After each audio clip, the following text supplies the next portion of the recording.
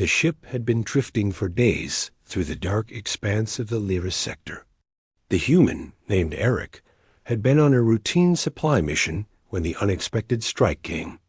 Alien pirates, swift and silent, ambushed the vessel without warning. Alarms blared, and lights flickered as the ship shuddered from impact. Eric's training had prepared him for emergencies, but nothing could have prepared him for what was coming in the chaos of falling cargo and smoke. A small pod broke loose from the containment bay. Inside, a creature, clearly sentient and wounded, struggled to breathe. Its skin shimmered with an iridescent glow, marred by deep, ragged cuts that oozed a strange, dark liquid. The pod's automated systems had been damaged, leaving it open to the ship's harsh environment. Eric's instincts kicked in. Despite the danger of the pirates, he pulled the pod toward the control deck and activated emergency seals. The creature, sensing his presence, opened large, luminous eyes that reflected pain and fear. "Hang on," Eric said quietly, though he doubted the alien could understand him. "I won't let you die here." The ship rocked again as the pirates' pursuit intensified. Eric knew he had little time. He opened the pod, carefully lifting the alien into his arms.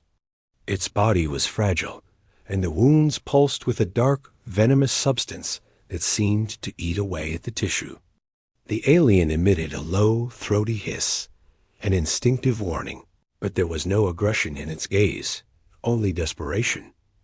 Eric set the alien on a reinforced medical table. His mind raced. He had standard medical supplies, but this venom was unlike anything he had ever encountered. Antivenom formulations for known species were useless. The alien's biology was alien in the truest sense.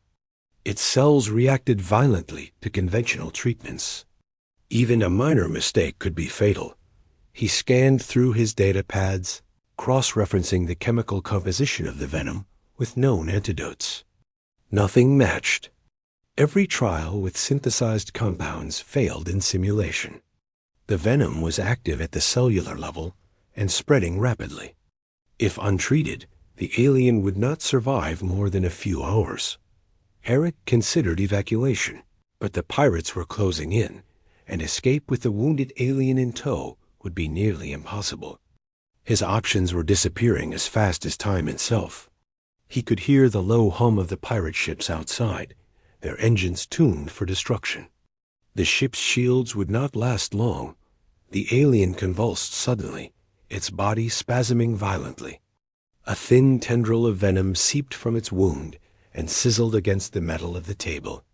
Eric realized that any conventional approach would only trigger more pain. He had to act, and instinctively, he understood the alien might only survive through something radical, something entirely human and risky. He remembered an old procedure, a primitive method rarely used in modern medicine. It was dangerous, highly unorthodox, but in simulations, the principle worked. It involved introducing a compatible human bioliquid that could neutralize the alien venom at the molecular level. The idea was simple in theory. The human liquid would bind to the venom molecules, neutralizing their toxic properties and allowing the alien's body to recover. There was a catch. The procedure required direct application, and in high enough quantity to be effective, it could leave the human weak, dehydrated, and exposed. Failure was likely, even fatal. Yet Eric had no choice. Watching the alien struggle, every moment passing like an eternity, he made his decision.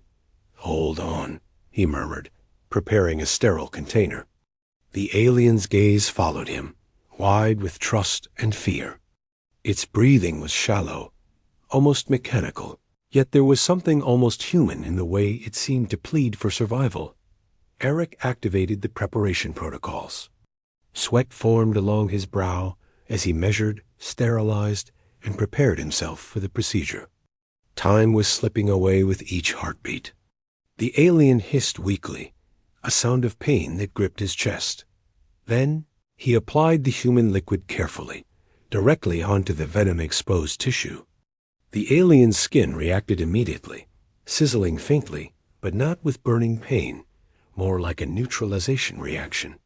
Dark tendrils of venom began to lose their glow and curl back into inert forms.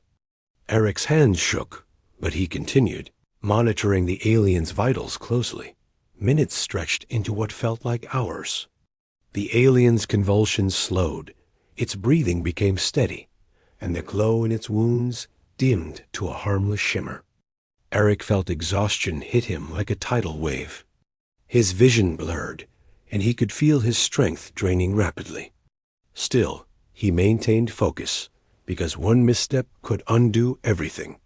Finally, the alien let out a low melodic sigh, almost a sound of relief, before collapsing gently against the table. Eric allowed himself a brief moment to breathe. The venom was neutralized.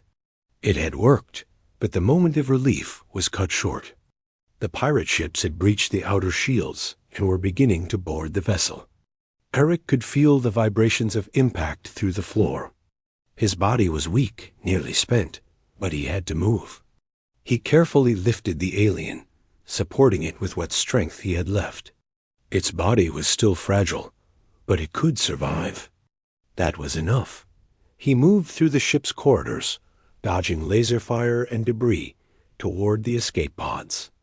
He could hear the pirates shouting commands in guttural tones, their footsteps heavy on the metal floors. Eric's breath came in ragged gasps, but determination surged through him. The alien's survival now depended entirely on him. Finally, they reached a pod. Eric activated it, sealing the doors behind them. The pod detached just as a heavy impact shook the ship. Outside, the vastness of space stretched infinitely, cold and indifferent. He programmed the pod to the nearest human outpost, knowing he might not survive the journey fully recovered. Inside the small pod, silence reigned. The alien stirred slightly, lifting its glowing head to look at Eric. Its eyes reflected gratitude, and perhaps something deeper, something like recognition. Eric managed a weak smile. "You're going to make it," he said quietly, almost to himself. "Just hold on a little longer." Hours passed in the small pod. Eric remained seated beside the alien, monitoring its recovery. The alien's wounds slowly closed, its iridescent skin returning to a stable shimmer. The venom had been neutralized completely, though the alien remained weak. Eric could feel the toll on his own body. He was dehydrated, physically drained, and his systems were warning him of overexertion. But for now, there was only relief. He had risked everything, used his own body in the most intimate and dangerous way possible. And it had worked. As the pod neared the human outpost, the alien finally spoke. Its voice a melodic series of tones that somehow translated into coherent words through the pod's translation system. "Thank you," it said simply. "You saved me." Eric nodded, smiling faintly despite the pain. "I couldn't do anything else." The pod landed, and rescue teams quickly moved in. Eric and the alien were transported to medical facilities. As he was treated for exhaustion and dehydration, he noticed the alien observing him closely. There was a connection now, forged through trust, sacrifice, and survival. Days passed. The alien, now stable, recovered fully under the care of human medics. Eric's own recovery was slower, but steady. Their bond grew silently, unspoken yet profound.